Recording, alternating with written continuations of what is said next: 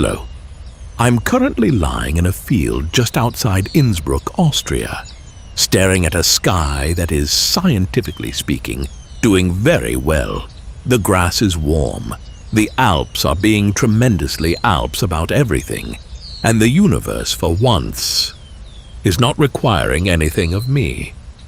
Season 3 is complete.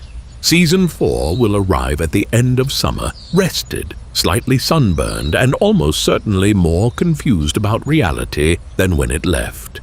Until then, go outside, lie in a field, stare upward.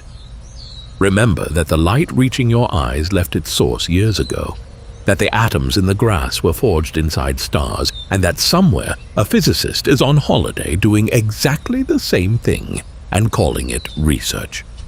This has been the Multiverse Employee Handbook. We'll be back shortly. There's a cow looking at me. I shan't explain further.